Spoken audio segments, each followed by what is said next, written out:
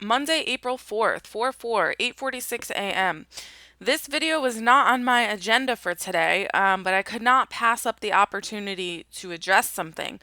Last night, Michael Matt of the Remnant Underground, I think is the name of his show, did a very powerful video on spiritual bankruptcy in America, and in the West, especially in children.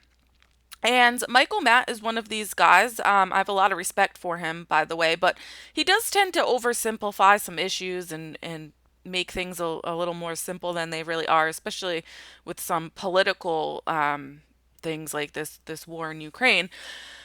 But his assessment of the church and his assessment of spiritual matters is spot on from what I've seen. And I do have a lot of respect for him. And he talks a lot about coming together. He calls it uniting the clans.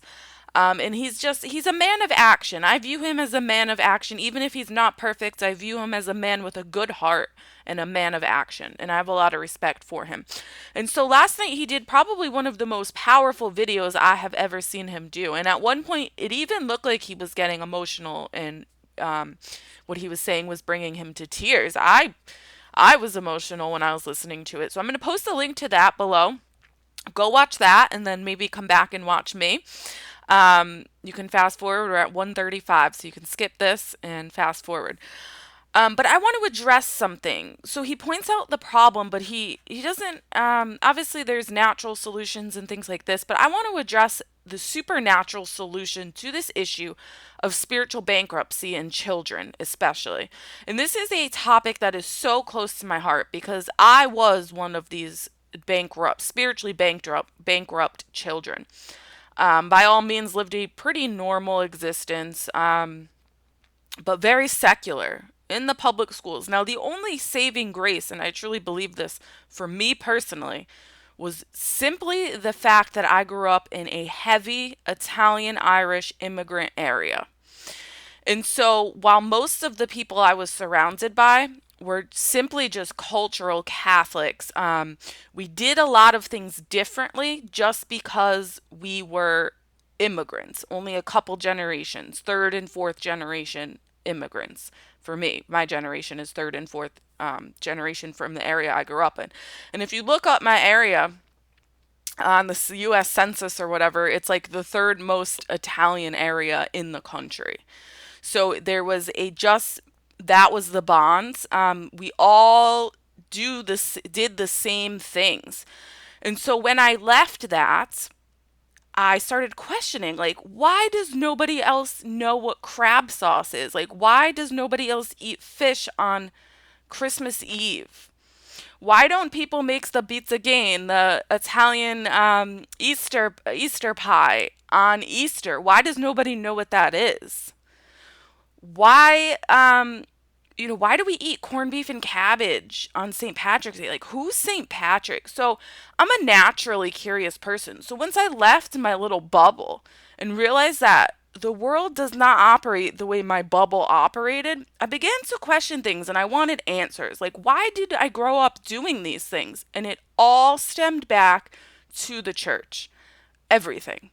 All our family traditions, all our traditions of the area, all stem back to the church. So even if the people directly around me weren't exactly practicing or weren't exactly living saints, they kept the traditions going so that I was able to question things. And it did go into my formation. It did.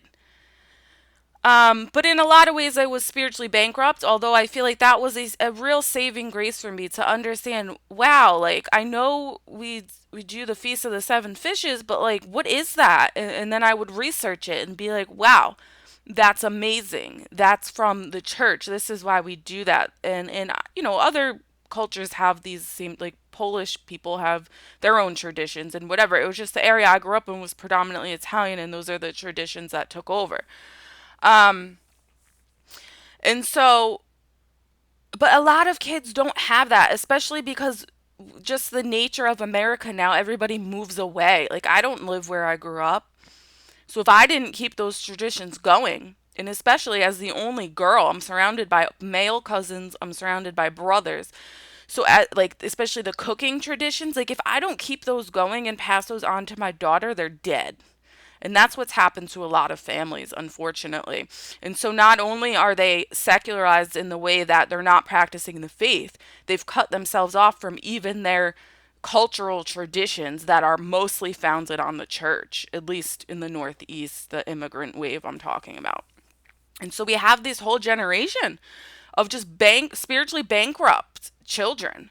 And it's a tragedy. And Michael Matt's point was that the clergy is addressing global warming, but they're not addressing the secularized children, the spiritually poor children. They focus on feeding the hungry, which is fine. We should do that. The corporal acts of mercy, right? But they're not addressing the spiritual acts of mercy. That we have this problem, this epidemic of spiritually marginalized children in America and in the world. In the rich countries, the materially wealthy countries are spiritually bankrupt. And that's even more dangerous than the materially poor countries, because a lot of them are spiritually better off. And so it got me to thinking about the only approved apparition in the United States. And a lot of people don't even know this. It's a pretty recent approval, but it's obviously been in existence since I think the 1800s or something, late 1800s. The National Shrine of Our Lady of Good Help. It is an approved apparition in America. Like, I mean, equivalent to Lourdes, equivalent to think of any of the big apparition sites, Knock in Ireland. And it's in Wisconsin. I have not been there. I do get their mail. I do correspond with them regularly as far as having masses offered for loved ones and donating and things like that. I want to read the story. And I think you're going to find it very interesting, as I did, that Mary addresses this issue of spiritual poverty. So, in the only church approved apparition in America, in the 1800s, Mary comes down from heaven, appears, and addresses the issue of spiritual poverty in children. That was her only message of this entire apparition. She asks the seer who saw her, Adele, a Belgian immigrant woman, to teach the children the sign of the cross and to teach the children how to approach the sacraments.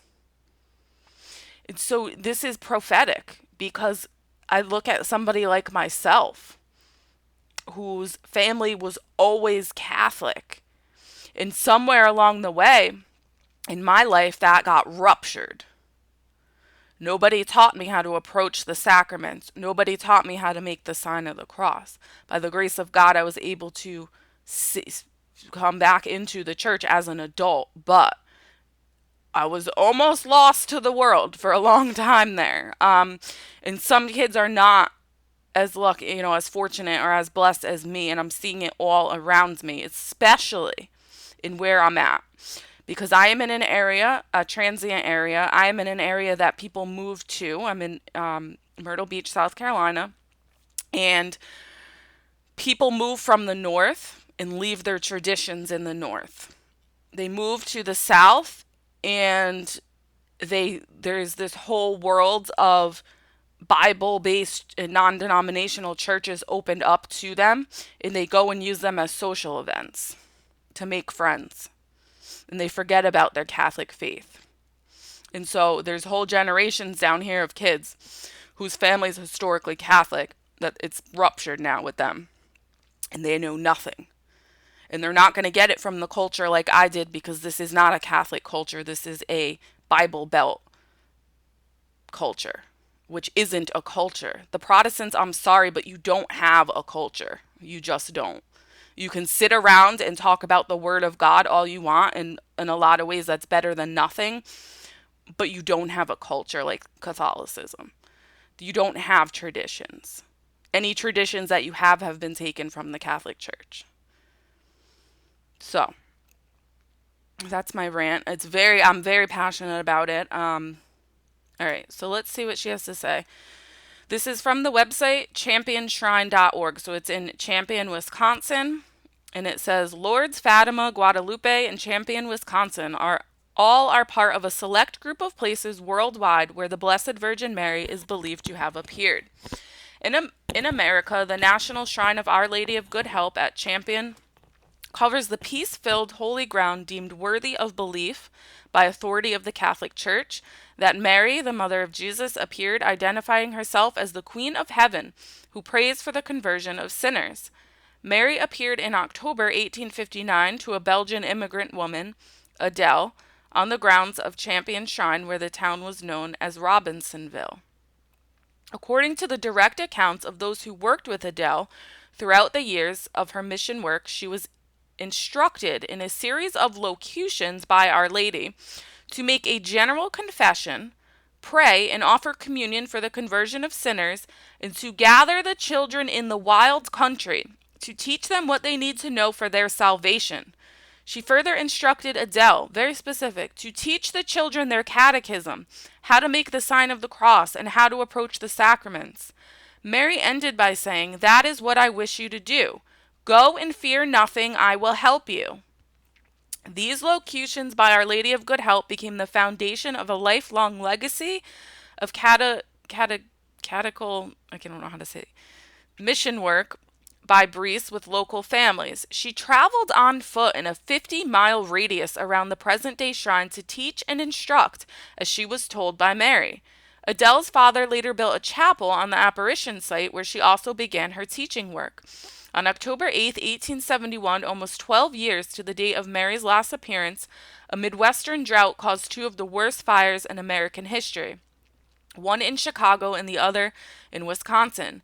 The same drought caused an inferno that began raging through the rural area, threatening the chapel in the town of Robinsonville. Local families who had been involved with Adele as part of her mission work and catechesis traveled during the fire to the chapel on the shrine's grounds, many with babies, small children, and farm animals, to pray the rosary. On their knees and in procession all night long. As the areas near the shrine were reduced to ashes, those who gathered at the shrine prayed the rosary, asking Our Lady of Good Help for her intercession with her son Jesus to save them from the fire. The prayers were answered when the rains came and extinguished the fire, preserving the chapel and shrine grounds. In Champion Shrine history, this event marked what many believe to be one of the first graces granted through intercessory prayer with Our Lady of Good Help to Jesus. This and other miraculous instances at Champion Shrine continue to be a harbinger of hope for thousands who travel on pilgrimage to pray for help and healing. To this day, many descendants of those whose lives were spared during the October 8, 1871 fire came to celebrate the miracle of the fire on that day annually, praying the rosary all night long into the following day, October 9th. The date historians believe marks the anniversary of the last appearance of Mary at Champion in 1859. Very interesting. In December 2010, after a period of prayerful discernment, during which he reviewed years of research and investigation by expert Mariologists, the Most Reverend David L. Ricken, Bishop of Green Bay, determined it to be worthy of belief that the Blessed Virgin Mary appeared to Adele. On August 15, 2016, the United States Conference of Catholic Bishops declared Champion a national shrine by formal decree, distinguishing the National Shrine of Our Lady of Good Help as the first and only Catholic shrine in America with a church-approved Marian apparition site. This and other international media coverage of events that have occurred continue to draw thousands to Champion Shrine. The grounds include a chapel and an apparition oratory in the lower level of the chapel, a new prayer, an event center, outdoor rosary walk, and stations of the cross, a welcome center with shrine history, a gift shop, an original historic schoolhouse building where Adele Bryce once taught. The schoolhouse building contains meeting, gathering rooms, and an on-site cafe. The chapel, apparition, oratory, outdoor stations of the cross, and rosary are open 365 days a year from 7 a.m. to 7 p.m. Speaking engagements, yada yada. And so it's amazing. Look up the story yourself. It is truly a treasure here in America that most people don't know about. But what just fascinates me is the message of education. Catholic education. Our mother came to ask Adele to instill Catholic education. because it's prophetic what's happening in America. We have in Florida a governor who has to make laws protecting grade schoolers. This makes me sick to my stomach. I haven't even addressed it because it literally I get nauseous. Protecting little kids, little tiny innocent kids from sex perverts. Like what that's where we're at. Like that has to be a law now. And so we see Mary giving us the solution to our problems before our problems started. You know, I don't know what the situation was like back in Wisconsin when Adele was alive, but I'm sure it wasn't a beacon of Catholic, Catholic society. It seems like it was largely kind of the frontier, a harsh life. But Mary, this is a timeless message. Teach the kids the catechism. Teach them to make the sign of the cross. Teach them how to approach the sacraments. Teach them what they need in a formal setting for their education. And so Adele's life was devoted to this cause. She started a religious order. There were other nuns that helped her, sisters or whatever that helped her. And it was a ministry of Catholic education. And what's happened with Catholic education in this country is also a shame because it used to be free. You know, the sisters, the religious nuns, the religious sisters would volunteer and they would teach the children. And I don't think people really understood how awesome that is because, listen, now we have teachers that want salaries and I pay a small fortune. I pay more in school tuition than I do for a vehicle or whatever. It's almost right up there with my rents. It's probably more than most people's mortgages. And I only have 2 children. So if you're trying to live an authentically Catholic life and you have more than 2 children, it's hard. And this was the entire message of Mary, Catholic education, to combat the spiritual bankruptcy of secularized satanic education in this country. And so I wanted to just share that. I'll post the link below to the National Shrine of Our Lady of Good Help. I hope to go there very soon. Very soon, by maybe this summer. I couldn't get the funds together to go last summer. Again, I'm on a tight budget. But I do want to go. This is a place that is like number 1 right now on my list of destinations I would like to visit. And it's just really the answer to our issues right now. We have to take back the children. Because our children are being handed over to Satan every single day in this country. And we can't blame them when they grow up and they get hooked on drugs. And when they grow up and they have abortions and are miserable. Like, these kids are miserable today. They have everything. They have all kinds of technology. They have everything they could ever want and need.